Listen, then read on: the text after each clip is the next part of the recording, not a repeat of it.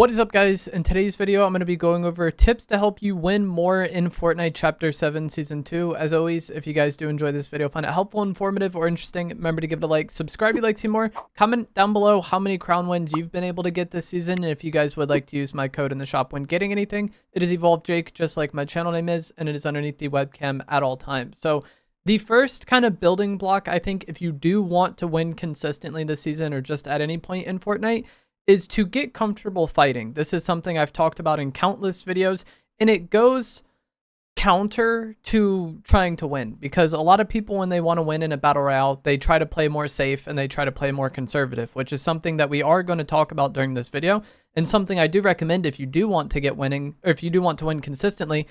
But at first, you need to be decent fighting. And so if you aren't comfortable fighting and you aren't good at fighting in this game, I think the best thing you can do is just get in more fights, get comfortable fighting, play creative maps that allow you to fight players a lot more frequently with less downtime. Maybe play blitz or reload, something like that. But just getting decent at fighting, I think, is very important if you do want to win, because at the end of the day, Fortnite is a PvP shooter. You're going to need to be able to eliminate other players somewhat consistently if you do want to win consistently. Another thing that you need to get comfortable with is the items in the current season's loot pool. And this is something that changes from season to season. What items are the meta or the best thing to use can change. So this season, getting comfortable with the 7 power gloves and the overdrive grenades, I think, is very important, because these are the two main mobility items. The chaos reloader shotgun is very good. The thunderburst SMG, the regular pistol, or the combat AR are kind of like the main mid-range weapon. So get comfortable with these weapons, find out what works for you and what you feel best using and what you enjoy using most, and what your ideal loadout is going to be. And kind of to do that, I think you need to just get time in game, the same way that the best way to get good at fighting is just to get in more fights. And so provided you've done those things, like you've played enough to the point where you're a comfortable fighter, you know the items in the loot pool, you know what you prefer to use, you know how to use them, all of that stuff, right? If you do have that out of the way, that's step one, and you want to win somewhat consistently, the first thing is just going to be to land somewhere that's low-key and safe, because the most volatile part of a Fortnite match or any battle royale match is typically the off spawn, because you have potentially a lot of players landing around you, and this is the time where the randomness is going to be the highest, because you might get a terrible weapon and the person nearest to you might get a really good weapon and shield, and that's going to be like a pretty hard fight for you to win, right? So landing somewhere that's pretty safe kind of reduces how much this early game RNG is going to affect you, and just starts you off probably with higher odds of winning than what you otherwise would have had. One spot that I think is really good as far as being a low-key spot this season is going to be these ships in the snow base on the north edge of the map. This is a good amount of loot that you can get pretty quickly. There's a slurp truck here. There's fishing spots, and with the new golden fishing spots that were added to the game, you're going to be able to fish them and potentially get some high rarity loot, which will help you win the game, and then after looting the ship, you can launch pad up to the snow base, loot that, eliminate anybody there, maybe get a bounty, use the rivalry board there. And then on the edge of this little base, there is a porta potty, and the loot here at the base is definitely more than the loot at the bottom. And if you're playing like team game modes, you could maybe split, like some people land at the bottom, some people land up top, and just loot all that up really quickly and get enough loot for your team. But after looting this area and eliminating the players here, you should have an okay loadout. You should definitely be full shield and full health and have extra shield items to carry because of that slurp truck. And then you can go through the porta potty, which brings you to this gas station in the snow biome, which isn't an incredible place to be. But the reason why this is so nice, in my opinion, is because it is near this 0-point shard in the ice biome, which you can then use to rift to wherever you want to go.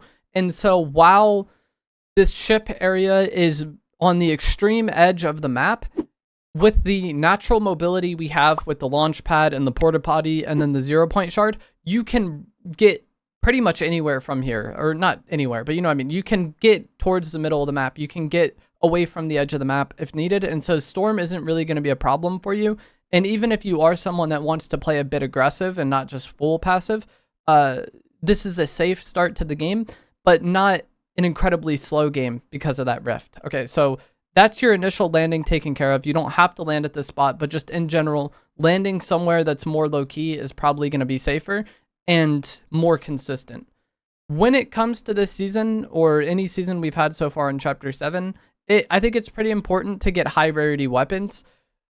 Loot rarity isn't the end-all be-all. Like, you can beat someone who has gold weapons when you have gray weapons if you play better, right? But it's just going to be easier for you to play if you have the higher rarity weapons. And with how this season works with the vending machines and the rivalry stations, it's really easy to get high rarity loot because you can purchase it from the vending machines, or you can upgrade the weapons you have using the rivalry stations. And because of that, like I said, it's easy to get the high rarity loot, but that means most players you fight against are also going to have high rarity weapons. So the kind of need to have high rarity weapons isn't even as much of an advantage as it is just like staying neutral.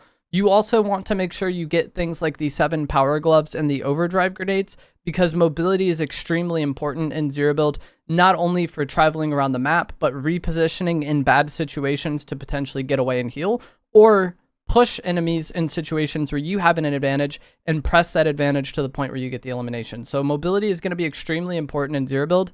I personally like carrying both the 7 power gloves and the overdrive grenades. Hopefully you can find them by looting your initial POI. If you don't want to carry double mobility, having something like porta bunkers can be really helpful if you're playing strictly for wins, but there is a weird bug with them this season where they go like way too under the ground. And so that's something that can really cost you. But just in general, like I said earlier, you should know what items you enjoy using this season and how to use the items in the loot pool. And getting high rarity versions of them is something that you should be consciously thinking about as you're looting your initial POI and visiting the vending machines and visiting these rivalry boards, because most players are going to have high rarity loot. Now that the early game is taken out of the, completed, you want to try to avoid congested areas of the map. And typically, if you do just want to win, avoiding fights in general is going to be ideal. This is where what I said earlier might be counteractive, or might seem like it makes no sense, because earlier I said you want to get in fights and you want to get comfortable fighting. That was to build skill. If you already have the skill and you want to win consistently, then yeah, playing more safe and getting in less fights is going to make it easier for you to win, because each fight you get in is a potential chance to lose, right? The less people you engage with, the deeper you're going to make it into the game, and the more likely it is going to be that you can maybe get lucky timing or, just straight up win the final fight. The more fights you engage in, the more likely it is you lose one or, get third partied. So if all you want to do is win and you already have the skill and you're already comfortable with these items, yeah, play a bit more passive, avoid fights when you can, avoid the hot areas of the map. Places like Frigid Fortress and Dark Dominion, and then like the gas stations around the map are typically really populated and really like consistently third-partied. And so if you're fighting in those areas or hanging out in those areas a lot, you might just get chain third-partied. And if you want to get a lot of kills, those are the areas you want to be, because that it just feeds you more eliminations. But if all you want to do is win, you don't want to be involved in those fights, and you can let other people kind of take out each other. With this season, it's hard to just completely avoid conflict because of the rivalry system. Players will likely get rivalries on you and push you. But if you aren't in super populated areas, this shouldn't be as much of a problem, because the chance of getting third-partied is lower. It's not zero. You can get third-partied at any point because there might just happen to be somebody there. But if you're avoiding these more hotly contested areas of the map, then your chances of getting third-partied are easier. And if you're in a more secluded area on like the edge of the map or the edge of the circle, if your bounty is pushing you, it probably will be pretty obvious to you that that's what they're doing when you look on the map and kind of see their circle getting closer and closer. So you can go to an area that you find to be, pretty defendable, somewhere with like high ground, good cover. You could pay attention to when they're getting close and then hopefully have the advantage on them. The rivalry system will send people to push you, but if you're the one playing a defendable area, that fight should be something that's advantageous for you, because you can get shots on the person as they're pushing you, especially if they're pushing you pretty like brazenly, which is something that will happen a lot this season. If you have a bounty, a lot of players, I feel like, over fixate on the bounty and play like way too aggressive, and so you can kind of use that against them or use that to your advantage when it comes to, maybe finding a rooftop or a hill or somewhere that's very defendable where you don't have to worry about as many angles, and it is like a bit more predictable when this person is pushing into you. And as I said, if you're not in the super populated areas, the chances of third parties are lower, but it's not zero. So don't expect to just be completely safe from this at all times. But being in these safer areas definitely reduces your chances of it happening to you. And while the rivalry system may be unfortunate for you if you're trying to play passive, it's also somewhat of a good thing because, sure, you'll have people coming to you, but those should be fights that you have an advantage in. On the flip side of this, the lobbies die out really quick this season. And so it's not that hard to make it to, the end game. And it makes it to where this season, I feel like, doesn't really have much of an end game because the lobby kills each other by focusing on these bounties. And you often end up in situations where the zone is really large, but it's like a 1v1 or, a 1v1v1 in solos. Or you could kind of adapt that to whatever team mode you're playing. If it's squads, a 4v4, 2 squads remaining. But because of this happens pretty early in the game, I feel like pretty consistently. There isn't as much of an end game this season, and that makes things kind of weird because typically, if you wanted to go for wins, you would say, play passive, try to stick to the edges of the map or the dead sides of the map, kind of the region of the zone that's furthest away from the middle of the map is usually going to be the dead side or the area that less players are playing in because most people kind of go to the middle and then like filter into the new area. So being on the side of zone that's away from the center or the furthest away from the center is typically the safer section, but it's not as necessary this season because the lobbies die out really quickly. And if you're on some extreme edge that's incredibly isolated and then the final few players are fighting, you want to be relevant in that third party. So I feel like it makes things kind of weird this season where you want to be somewhat passive and safe, but at the same time, you want to be near the action because the game can get to this 1v1 or 1v1v1 pretty early.